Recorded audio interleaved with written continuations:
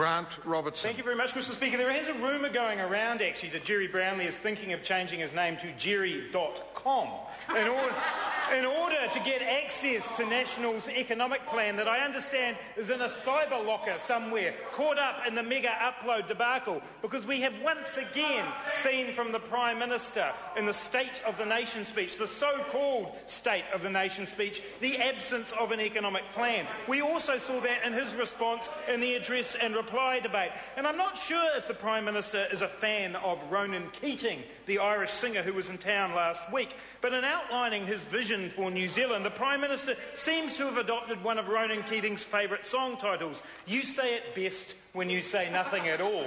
That's the Prime Minister's approach, nothing at all. Nothing at all in the State of the Nation speech, nothing at all in the address and reply speech. And nothing at all, that is, except for one thing: sell it off. The pathway to the PM's heralded brighter future is paved with for sale signs. Well, the message for Mr Key is that you cannot sell your way to a brighter future. And the Prime Minister's getting that message loud and clear, Mr Speaker, from the 70+% of New Zealanders who do not want their assets sold. He heard the message from Māori loud and clear this past weekend. From those at the flax roots through to the iwi leaders, they do not want these assets sold.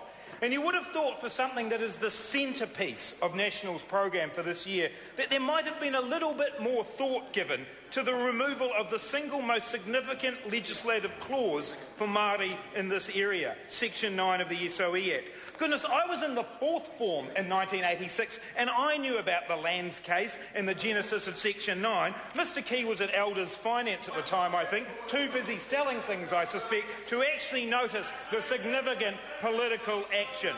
To claim, as Mr Key has, that Section 9 is symbolic and not relevant is not only a slap in the face to Māori, but it's symptomatic of the shambles that now surrounds this asset sales process.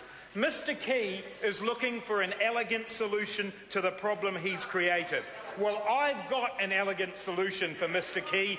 Don't sell the assets. That's the elegant solution. Don't sell the assets. Listen to New Zealanders and keep Kiwi assets in Kiwi hands. But, Mr Speaker, there is a very good reason why this government is so determined to press ahead with asset sales. It's because it's all they've got. The plan to lift our economic sight comes down to selling off our future, hoping someone will dig up some wealth, and cutting public services. Now, whatever the merits of cuts to the public sector, I can say this to the government: it won't provide the answer to the lack of a plan for an economy. So that's what the government has in store for New Zealand. Sell, cut, hope. That's the plan. That's the total of the strategy. Sell, cut, hope. It's a tired old theory, Mr Speaker, and it fails to grasp one of the core opportunities that lies in front of New Zealand. The opportunity to base our future on ideas and policies that see the economy and the environment as two sides of the same coin. The notion that in order to grow our economy we must compromise our environment comes from another century. It's the same century as the trickle-down economics practiced by the party opposite. For Labour, we recognise that our future lies in the development of companies and people who are smart, clean and green. David Shearer has already talked about Lanzatech in this debate. In our universities, CRIs and businesses throughout this country, there are people who have the ideas that will propel our economy forward. We must invest in those people. And we know that this can only happen if the economy and the environment go together hand in hand. That is Labour's vision, and we will continue to promote positive ideas in that space over this term. Mr Speaker, New Zealanders' passion for our environment is something that I believe truly unites us as a nation. The horror that greeted the grounding of the Rena and its impact on bird life, the coastal environment, our beaches and oceans resounded throughout New Zealand. And wasn't it interesting to hear Nick Smith today, despite telling New Zealanders that he was going to throw the full force of the law at those responsible for the grounding of the Renas, it turns out that that amounts to a hope that the Bay of Plenty Regional Council might take account. That's the full force of the law from Nick Smith. That's how much protecting the environment seems to mean to him. That's how much of a priority he wants to make it.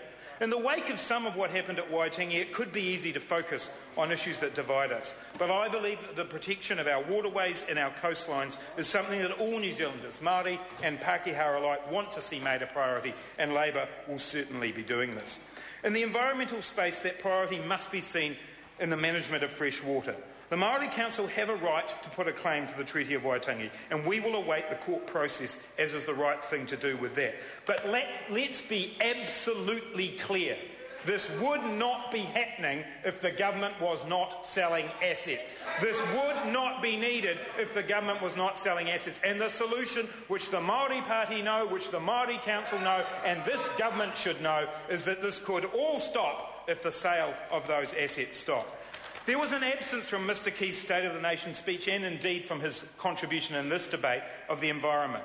But there was also an absence of discussion on the pressing social issues of our time: inequality and child poverty. And if Jerry Brownlee wants to find evidence of a bipartisan approach, 3 times in the last term of government, Annette King wrote to the government and said, "We will cooperate on child poverty." David Shearer said, straight after being elected as leader, "We want to be part of a parliamentary committee that deals with issues of poverty." And this year, Jacinda Ardern has repeated the call. That's bipartisanship, Mr Brownlee. That's where the opportunity is in this House for us to work together and address child poverty, and it's been rejected by the national government, not by the Labour Party. When we look at child poverty, the one reaction we have seen from this government was to try and stop New Zealanders hearing about it. It is outrageous, Mr Speaker, that the showing of a documentary on child poverty just before the election would generate from Mr Key's electorate chair a complaint and an attempt to stop that. The problem, Mr Speaker, with the broadcast of that documentary was that it was the only one on those sorts of issues before the election. What we need prior to an election in New Zealand is more information for the public, not less. Public broadcasting in this country, Mr Speaker, is in serious danger. We need quality public broadcasting. It's good for democracy, it's good for accountability, and it's good for public participation.